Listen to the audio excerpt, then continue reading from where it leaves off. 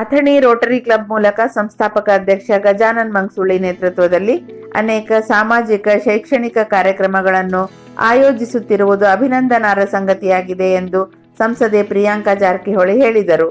ಅವರು ಮಕ್ಕಳ ಉದ್ಯಾನವನ ಉದ್ಘಾಟಿಸಿ ಮಾತನಾಡುತ್ತಿದ್ದರು. ಅತಿಥಿಗಳಾಗಿ ಆಗಮಿಸಿದ್ದ ಮಾಜಿ ಶಾಸಕರಾದ ಮಹೇಶ್ ಕುಮಠಳ್ಳಿ, ಶಹಜಹಾನ್ ಡೋಂಗರ್ಗಾಂವ್ ಮತ್ತು ರೋಟರಿ ಕ್ಲಬ್ ಸಂಸ್ಥಾಪಕ ಅಧ್ಯಕ್ಷ ಗಜಾನನ್ ಮಂಗ್ಸುಳಿ ಮಾತನಾಡಿದರು. ಮಕ್ಕಳಿಗಾಗಿ ಆಟೋಪಕರಣ ಕೊಡಮಾಡಿದ ಆನಂದ್ ತೊಣಪಿಯವರನ್ನು ಸತ್ಕರಿಸಲಾಯಿತು. ಈ ಸಂದರ್ಭದಲ್ಲಿ ಪುರಸಭಾ ಸದಸ್ಯ ರಾವ್ ಸಾಹೇಬ್ ಐಹೊಳೆ, ಕಾಂಗ್ರೆಸ್ ಮುಖಂಡ ರಮೇಶ್ ಸಿಂದಗಿ, ರೋಟರಿ ಸಂಸ್ಥೆಯ Arun Yalagudri, Sachin Desai, Anil Deshpande, Shekhar Kolar, Arun Saudagar, Rotary, inner wheel club, Jyotirlinga ದೇವಸ್ಥಾನ ಪದಾಧಿಕಾರಿಗಳು ಸೇರಿದಂತೆ ಅನೇಕರು ಉಪಸ್ಥಿತರಿದ್ದರು. ಇನ್ನು ಕೆಲವರು ಬರೇ ಮಾತಾಡ್ತಾರ, ಮಾಡಂಗಿಲ್ಲ. ಇದೇ ಒಂದು ನಮ್ಮ ಅಥಣಿ ಸಮಸ್ಯೆ ಇದೆ. ಮಾಡಿದವರು ಮಾತಾಡಂಗಿಲ್ಲ, ಮಾಡದವ್ರು ಮಾತಾಡುವಂತ ಸಂದರ್ಭವನ್ನು ನಾವು ನೋಡ್ತಾ ಇದ್ದೀವಿ. ಇಲ್ಲಿ ಏನು 3 ಜನ ಜನಪ್ರತಿನಿಧಿಗಳು, ಮಾಜಿ ಶಾಸಕರು ಇವರೇನ್ ಕೂತಿದಾರಲ್ಲ, ಈ ಅಭಿವೃದ್ಧಿಗೆ, ನಮ್ಮ ತಾಲೂಕಿನ ಅಭಿವೃದ್ಧಿಗೆ, ನಮ್ಮ ಸಮಸ್ತ ನಾಡಿನ ಅಭಿವೃದ್ಧಿಗೆ ಒಂದು ಮುನ್ನಡೆಯನ್ನು ಬರೆದಂತವ್ರು. ಅದಕ್ಕಾಗಿ ಡೋಂಗರ್ಗಾಂವ್ ಸಾಹೇಬರಿಗೆ ನಾನು ತುಂಬ ಸ್ವಾಗತವನ್ನು ನಾನು ಕೊಡ್ತಾ ಇದ್ದೀನಿ. ಅದ್ರ ಜೊತೆ ಇವತ್ತು ಈ ವಿಷಯ, ಈ ಒಂದು ದೇವಸ್ಥಾನದಲ್ಲಿ ಅನೇಕ ಗಿಡಗಳನ್ನ ನೆಡುವ ಮೂಲಕ ಇದಕ್ಕೆ ಫೆನ್ಸಿಂಗ್ ಮಾಡಿ ಆಟದ ಸಾಮಗ್ರಿಗಳನ್ನ ನಮ್ಮ ರೋಟರಿ ಸಂಸ್ಥೆ ವತಿಯಿಂದ ಒದಗಿಸಿ ಇದರ ಒಂದು ಏನು ಅಭಿವೃದ್ಧಿಗೆ ಒಂದು ಚಿಕ್ಕ ಒಂದು ಕೊಡುಗೆಯನ್ನ ಕೊಡುವಂತ ಕೆಲಸವನ್ನ ನಮ್ಮ ರೋಟರಿ ಸಂಸ್ಥೆ ಮಾಡಿದೆ ಅಂತ ಹೇಳಲಿಕ್ಕೆ ಬಯಸ್ತಾ ಇದ್ದೀವಿ. ಇದು ಬರೀ ಪ್ರಾರಂಭ. ಇನ್ನು ಬರಲಿರುವ ದಿವಸಗಳಲ್ಲಿ ನಮ್ಮ ರೋಟರಿ ಸಂಸ್ಥೆ ಈ ಒಂದು ದೇವಸ್ಥಾನ ಸಮಿತಿಯ ಹಿಂದೆ ನಿಂತ್ಕೊಂಡು ಅದಕ್ಕೆ ಏನೇನು ಬೇಕೋ ಅದಕ್ಕೆ ಸಹಾಯ ಮಾಡುವಂತ ಕೆಲಸವನ್ನ ಇವತ್ತು ನಮ್ಮ ಸಾಮಾನ್ಯ ಸಂಸದರಾದ ಪ್ರಿಯಾಂಕಾ ಜಾರಕಿಹೊಳಿ ಅವರಿದ್ದಾರೆ, ನಮ್ಮ ಇಬ್ರು ಮಾಜಿ ಶಾಸಕರಿದ್ದಾರೆ, ಇಲ್ಲಿಯ ಜನಪ್ರತಿನಿಧಿಗಳ ಅನೇಕರು ಇದ್ದಾರೆ.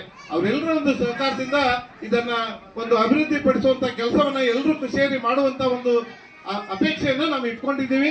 ಈ ಕಾರ್ಯಕ್ರಮಕ್ಕೆ ನಮ್ಮ ಶೆಟ್ರ ಮಠದ ಮರುಳಸಿದ್ಧ ಮಹಾಸ್ವಾಮೀಜಿ ಅವರು ಆಗಮಿಸಿದ್ದಾರೆ. ಅವರಿಗೆ ನಾನು ನಮ್ಮ ಸಂಸ್ಥೆ ವತಿಯಿಂದ ಮತ್ತೆ ಇಲ್ಲಿ ದೇವಸ್ಥಾನ ಸಮಿತಿ ವತಿಯಿಂದ ತುಂಬ ಹೃದಯದ ಸ್ವಾಗತವನ್ನ ಅವರಿಗೆ ಕೋರ್ತಾ ಇದ್ದೀನಿ. ಬಹಳ ಮುಖ್ಯವಾಗಿ ನಮ್ಮ ಚಿಕ್ಕೋಡಿ ಸಂಸದರಾದ ಪ್ರಿಯಾಂಕಾ ಜಾರಕಿಹೊಳಿ ಅವರು ಸಂಸದರಾಗಿ ಬಹಳ ವರ್ಷ ಏನಾಗಿಲ್ಲ, ಆದ್ರೆ ಅವರು ಮಾಡಿರ್ತಕ್ಕಂಥ ಕಾರ್ಯ ನಮ್ಮ ಇಡೀ ಒಂದು ಚಿಕ್ಕೋಡಿ ಏನು 8 ವಿಧಾನಸಭಾ ಕ್ಷೇತ್ರಗಳಲ್ಲಿ ಅವರು ಮಾಡಿರ್ತಕ್ಕಂಥ ಕಾರ್ಯ ಇವತ್ತೆಲ್ಲ ಜನರ ಒಂದು ಮೆಚ್ಚುಗೆಗೆ ಪಾತ್ರವಾಗಿದೆ.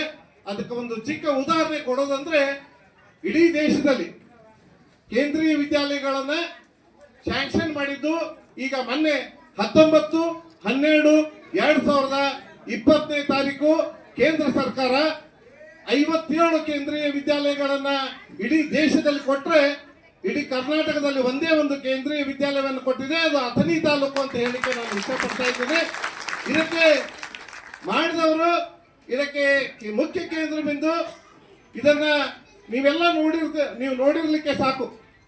ಅಧಿವೇಶನ ನಡೆದಾಗ ಕೇಂದ್ರೀಯ ವಿದ್ಯಾಲಯ ಮಾಡಲೇಬೇಕು ಅಂತ ನಮ್ಮ ಪ್ರಿಯಾಂಕಾ ಜಾರಕಿಹೊಳಿ ಅವರು ಸನ್ಮಾನ್ಯ ಅಲ್ಲಿಯ ನಮ್ಮ ಪ್ರಧಾನಿಗಳಿಗೆ ಮತ್ತು ಅಲ್ಲಿಯ ಸ್ಪೀಕರ್ ಅವರಿಗೆ ಒಂದು ಮನವಿ ಮಾಡಿದ್ದನ್ನ ನೀವೆಲ್ಲ ದೇಶದಲ್ಲಿ ಎಲ್ಲರೂ ನೋಡಿದ್ದೀರಿ.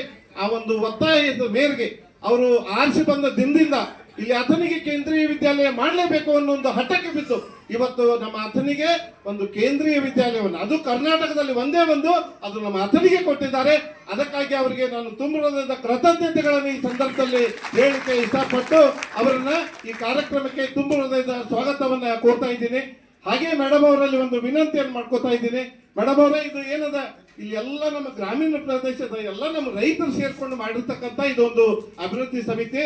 ಇದರಲ್ಲಿ ಬಹಳಷ್ಟು ಜನ ನಮಗೆ ಏನಾದ್ರೂ ಮಾಡ್ರಿ, ನೀವು ಹೆಂಗ್ ಮಾಡ್ತೀರಿ ಗೊತ್ತಿಲ್ಲ, ಈ ದೇವಸ್ಥಾನದ ಅಭಿವೃದ್ಧಿ ಮಾಡ್ರಿ, ನಮಗೇನು ವೈಯಕ್ತಿಕ ನೀವೇನೋ ಮಾಡ್ಬೇಡ್ರಿ, ನಮ್ಮ ದೇವಸ್ಥಾನದ ಅಭಿವೃದ್ಧಿ ಮಾಡ್ರಿ. ಇಲ್ಲಿ ಒಂದು ಸಭಾಭವನದ ಅವಶ್ಯಕತೆ ಇದೆ. ಯಾಕಂದ್ರೆ ಇಲ್ಲೇನು ಸುತ್ತಮುತ್ತಲ ಪ್ರದೇಶದಲ್ಲಿ ಯಾವುದೇ ಒಂದು ಮದುವೆ ಶುಭ ಕಾರ್ಯ ನಡೆದ್ರೆ ಇಲ್ಲಿ ಯಾವುದೇ ಒಂದು ಸಮುದಾಯ ಭವನದ ಇಲ್ಲ, ಅದಕ್ಕೆ ಒಂದು ಸಮುದಾಯ ಭವನ ಮತ್ತೆ ಇಲ್ಲಿ ದೇವಸ್ಥಾನಕ್ಕೆ ಬರುವಂತ ಒಂದು ರಸ್ತೆ, ಹೀಗೆ ಸಣ್ಣ ಪುಟ್ಟ ಕೆಲವೊಂದು ಕೆಲಸಗಳನ್ನ ಅವರು ಕೇಳ್ತಾ ಇದ್ದಾರೆ. ಮೇಡಮ್, ತಾವು ತಮ್ಮ ಕೈಲಾದ ಸಹಾಯವನ್ನ ಮಾಡಬೇಕು ಅಂತ ತಮ್ಮಲ್ಲಿ ವಿನಂತಿ ಮಾಡಿಕೊಂಡು ತಮಗೆ ಮತ್ತೊಮ್ಮೆ ಸ್ವಾಗತವನ್ನು ನಾನು ಕೋರ್ತಾ ಇದ್ದೀನಿ. ಅಭಿವೃದ್ಧಿಗೆ ಮುನ್ನಡೆಯನ್ನು ಹಾಕಿದವರು ನಮ್ಮ ಮಾಜಿ ಶಾಸಕರಾದ ಮಹೇಶ್ ಕುಮಠಳ್ಳಿ ಅವರು. ಅವಾಗ ಅವರು ನಮ್ಮ 18ರಲ್ಲಿ ಅವ್ರೇನು ಶಾಸಕರಾಗಿ ಆರಿಸಿ ಬಂದ ತಕ್ಷಣ ಅವ್ರ ಜೊತೆ ನಾನು ಸಹಿತ ಇಲ್ಲಿ ಬಂದಿದ್ದೆ. ಇಲ್ಲಿ ಒಂದು ಇಲೆಕ್ಟ್ರಿಕ್ ಯಾವುದೇ ಒಂದು ಸಂಪರ್ಕ ಇರಲಿಲ್ಲ, ಏನೂ ಇರಲಿಲ್ಲ. ಅಂತ ಸಂದರ್ಭದಲ್ಲಿ ಮೊಟ್ಟ ಮೊದಲು ಅವರು ಆರಿಸಿ ಬಂದ ಮೇಲೆ ಮಾಡಿರ್ತಕ್ಕಂಥ ಕೆಲಸ ಅಂದ್ರೆ ಈ ಜ್ಯೋತಿಬಾ ದೇವಸ್ಥಾನಕ್ಕೆ ವಿದ್ಯುತ್ ಸಂಪರ್ಕವನ್ನ ಮಾಡಿ ಅವರು ಈ ಒಂದು ದೇವಸ್ಥಾನದ ಅಭಿವೃದ್ಧಿಗೆ ಅನೇಕ ಕೆಲಸಗಳನ್ನ ಸಹಿತ ಮಾಡಿದ್ದಾರೆ. ಅವರು ಇವತ್ತು ಇದಕ್ಕೆ 10 ಲಕ್ಷ ರೂಪಾಯಿ ಅನುದಾನವನ್ನು ಸಹಿತ ಅವರು ಕೊಟ್ಟಿದ್ದಾರೆ. ಅವರು ಇವತ್ತಿನ ಸಮಾರಂಭದ ಮುಖ್ಯ ಅತಿಥಿಗಳು ಆಗಮಿಸಿದ್ದಾರೆ. ಅವರಿಗೂ ಸಹಿತ ನಾನು ಈ ಒಂದು ಸಮಾರಂಭಕ್ಕೆ ತುಂಬ ಹೃದಯದ ಸ್ವಾಗತವನ್ನ ಅವರಿಗೆ ಕೋರ್ತಾ ಇದ್ದೀನಿ. ಹೆಸರಾಗಿರ್ತಕ್ಕಂಥ ನಮ್ಮ ಶಹಜಾನ್ ಡೊಂಗರ್ ತಲೆ ಮ್ಯಾಗ ಹೊಡೆದಂಗ ಸುಳ್ಳು ಹೇಳುವಂತ ಕೆಲಸ ಶುರು ಆದ್ಮ್ಯಾಗ ನಾವು ಮುಖಾಮುಖಿ ಬಿಟ್ಟಿವಿ. ನಾನೇ ಎಲ್ಲ ನಂದಿಂದೆಲ್ಲ ಶುರು ಆದ್ಮ್ಯಾಗ ನಾವು ಮುಖಾಮುಖಿ ಬಿಟ್ಟಿವಿ. ಇದು ನೀವು ಕೇಳಿದ್ರೆ ಅಂತ ಹೇಳ್ತೀವಿ ಮೇಡಮ್. ಇನ್ನೊಂದು ನಮ್ಮ ಇಲ್ಲಿ ದೇವಸ್ಥಾನಕ್ಕೆ ಇದೆ, ನಾನು ಮತ್ತೆ ಈಗ ತುರ್ತಾಗಿ ತಮ್ದೇನು ಒಂದು ಕುರ್ಚಿ ಮತ್ತು ಮೈಕ್ ಸೆಟ್ಟು, ಆಮೇಲೆ ಒಂದು ಹೈಮ್ಯಾಕ್ಸ್ ಅವಶ್ಯಕತೆ ಇದೆ. ರಾತ್ರಿ ಇಲ್ಲಿ ಭಕ್ತರು ಬರ್ತಾರೆ, ಇಲ್ಲಿ ಲೈಟ್ ಬಹಳಷ್ಟು ತೊಂದರೆ ಇದೆ. ಹೈಮ್ಯಾಕ್ಸ್ ಗಳನ್ನ ತುರ್ತಾಗಿ ಕೊಡುವಂತದ್ದು, ಆಮೇಲೆ ಕುರ್ಚಿ ಮತ್ತು ಮೈಕ್ ಸೆಟ್ ಗಳನ್ನು ಕೊಡುವಂತದ್ದು ನಾವು ಮಾಡಿದ್ರೆ ಅನುಕೂಲ ಆಗ್ತದೆ. ಇನ್ನ ಇದೇ ಈಗ ಡೊಂಗರಮ್ಮ ಸಾಹೇಬರು ಮೈಸೂರು ಅವ್ರು ಹೇಳಿದ್ರು, ರೈಲ್ವೆ ಲೈನ್ ಸಲುವಾಗಿ ಇದು ಬ್ರಿಟಿಷರಿದ್ದಾಗ ಇದು ಪ್ರಾಫಿಟೇಬಲ್ ರೂಟ್ ಅಂತ ಮಿರಜ್ ಮತ್ತು ಬಿಜಾಪುರ್ ಇವು 2 ದೊಡ್ಡ ನಗರಗಳನ್ನ ಕುಡಿಸುವಂತದ್ದು ಇದು ರೂಟು. ಅವಾಗ ಸರ್ವೆ ಆಗಿ ಪ್ರಾಫಿಟೇಬಲ್ ಅಂತ ಬ್ರಿಟಿಷರು ಒಂದು ರಿಪೋರ್ಟ್ ಮಾಡಿದ್ರು. ಆಗ ಪ್ರಾಫಿಟೇಬಲ್ ಇದ್ದಿದ್ದು ಈಗ ಇನ್ನೂ ಹೆಚ್ಚು ಪ್ರಾಫಿಟೇಬಲ್ ಆಗ್ತದ ಮೇಡಮ್. ಇಡೀ ನಮ್ಮ ಅಥಣಿ ಅಷ್ಟೇ ಅಲ್ಲ, ನಮ್ಮ ಇಡೀ ಬೆಳಗಾವಿ ಜಿಲ್ಲೆ ನಿಮ್ಮನ್ನ ದೇವರಂತ ಪೂಜಿಸ್ತಾರ. ದಯವಿಟ್ಟು ಅದನ್ನ ಮಾಡುವಂತ ಕೆಲಸ ತಾವು ಮಾಡ್ಬೇಕಂತ ನಮ್ಮಲ್ಲಿ ಸಂಬಂಧಿಸಿದೆ. ಸಿಕ್ಕಾಗ ಮೊಟ್ಟ ಮೊದಲು ಈ ಕಮಿಟಿ ಬಂದು, ಇಲ್ಲ ಒಂದ್ ಸ್ವಲ್ಪ ನೀವು ಇಲ್ಲಿ ಬರಬೇಕ್ರಿ, ಇಲ್ಲಿ ಗುಡ್ಡದ ಮೇಲಿದೆ, ಇಲ್ಲಿ ಹೋಗಕ್ ಒಂದ್ ಸಣ್ಣ ದಾರಿ ಅದ, ಇಲ್ಲಿ ನಮಗೆ ಮುಖ್ಯವಾಗಿ ಕರೆಂಟ್ ಬೇಕು ಅಂತ ಹೇಳಿ ಅದನ್ನ ನಾವು ಬಹಳ ಒತ್ತಾಯದಿಂದ, ಯಾಕಂದ್ರೆ ಅಲ್ಲಿ ಕಾನೂನು ಒಳಗೆ ಸ್ವಲ್ಪ ಸಮಸ್ಯೆ ಇದ್ರೂ ಈ ಒಂದು ದೇವಸ್ಥಾನ ಇದ್ದದ್ರಿಂದ ಅದು ಒಂದು ಮಾಡೋದ್ರ ಜೊತೆಗೆ ಸುಮಾರು 10 ಲಕ್ಷಗಳ ಅನುದಾನವನ್ನು ತಂದು ಕೊಟ್ಟದ್ದು ನನಗೆ ಒಂದು ಅಳಿಲು ಸೇವೆ ಮಾಡಿದ್ದೇನೆ ಅಂತ ಹೇಳಿ ಈ ಸಂದರ್ಭದಲ್ಲಿ ಭಾವಿಸ್ತೇನೆ. ರೋಟಿ ಕ್ಲಬ್ದಿಂದ ಪ್ರತಿ ವರ್ಷ ಮುಖಾಮುಖಿ ಕಾರ್ಯಕ್ರಮ ಮಾಡ್ತಿದ್ರಿ. ನಿಮ್ಗೆಲ್ಲರಿಗೂ ಗೊತ್ತದ, ಯಲಗುದ್ರಿ ಸಾಹೇಬ್ರಿಗೆ ಗೊತ್ತದ. ಗುಜರಾತಿ ಮಂಗಲ ಕಾರ್ಯದೊಳಗ ಶಾಸಕರನ್ನ ಕೂಡಿಸಿ, ಕಾಗವಾಡ ಶಾಸಕರು ಅಥಣಿ ಶಾಸಕರು ಇಬ್ರು ಕೂಡಿಸಿ ದಾನ ಮಾಡ್ತೀವಿ. ಅವರಿಗೆ ಸಹಾಯ ಮಾಡುವಂತ ಗುಣ ಯಾರಿಗೂ ಸುಲಭವಾಗಿ ಬರೋದಿಲ್ಲ.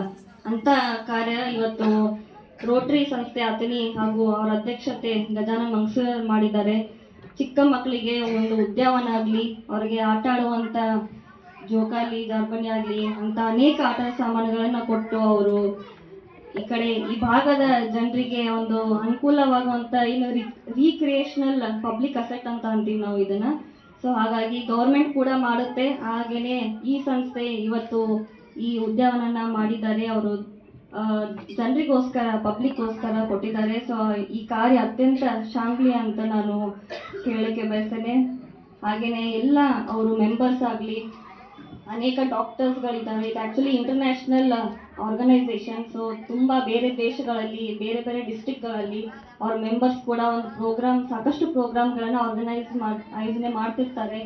ಸೊ ಹಾಗಾಗಿ ಇಂಥ ಒಂದು ಒಳ್ಳೆ ಸಂಸ್ಥೆ, ಜನರು ಕೂಡ, ಹೆಣ್ಮಕ್ಳು ತಾವು ಕೂಡ ಅತ್ಯಂತ ವಿಜೃಂಭಣೆಯಿಂದ, ಅತ್ಯಂತ ಆಕ್ಟಿವ್ ಆಗಿ ತಾವು ಕೂಡ ಪಾರ್ಟಿಸಿಪೇಟ್ ಮಾಡ್ಬೇಕಂತ ನಾನು ಕೇಳ್ಕೊತೀನಿ. ಯಾಕಂದ್ರೆ ಇಲ್ಲಿ ಅವರು ಎಕ್ಸ್ಚೇಂಜ್ ಪ್ರೋಗ್ರಾಮ್ಗಳನ್ನ ಕೂಡ ಇಟ್ಕೊಂಡಿರ್ತಾರೆ, ಯಾರು ಕಲ್ತಿರ್ತಾರೆ ಈವೆಂಟ್ ಆರ್ಗನೈಸ್ ಹೆಂಗ್ ಮಾಡೋದು, ಅನೇಕ ಕಾರ್ಯಕ್ರಮನ ತಮಗೂ ಒಂದು ಕಲೀಲಿಕ್ಕೆ ಒಂದು ಪ್ಲಾಟ್ಫಾರ್ಮ್ ಸಿಗುತ್ತೆ.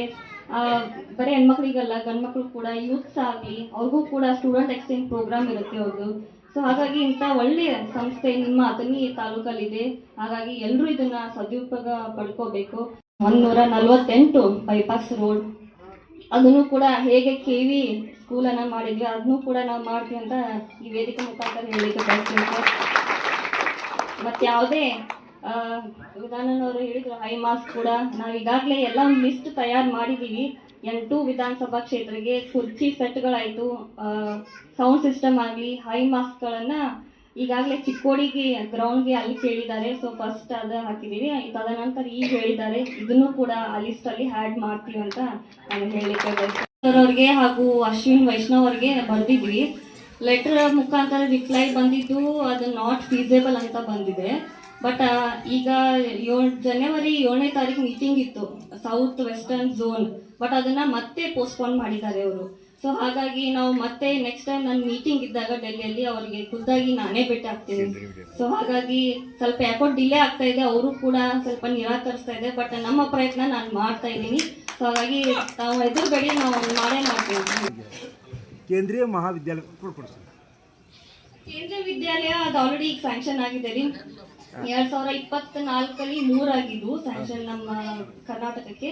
2025 ಒಂದು ಅದು ಬರೀ ಹತ್ತನಿಗಾಗಿದೆ. ಸೊ ಅತ್ಯಂತ ಎಲ್ಲ ಗ್ರಾಮೀಣ ಮಕ್ಕಳಿಗೆ ಅತ್ಯಂತ ಖುಷಿಯ ವಿಚಾರ ಇದು. ಸೊ ಹಾಗಾಗಿ ಇಲ್ಲಿನ ಗ್ರಾಮೀಣ ಮಕ್ಕಳಿಗೆ ಅವ್ರಿಗೆ ಓದುವಂಥ ಅವಕಾಶ ಅದು ಕಡಿಮೆ ದರದಲ್ಲಿ, ಅಷ್ಟು ಭಾಳ ಪ್ರೈವೇಟ್ ಇನ್ನು ಸ್ಕೂಲ್ಸ್ ಇರ್ತಾರೆ, ಅಷ್ಟು ಹೈ ಫೀಸ್ ಇರಲ್ಲ. ಸೊ ಹಾಗಾಗಿ ಎಲ್ಲ ಈ ಕಡೆ ಭಾಗದ ಜನರು ಅದನ್ನು ಸದುಪಯೋಗ ಪಡಿಸ್ಕೋಬೇಕಂತ ನಾನು ತಮ್ಮಿಂದ ಕೇಳ್ಕೊತೀನಿ.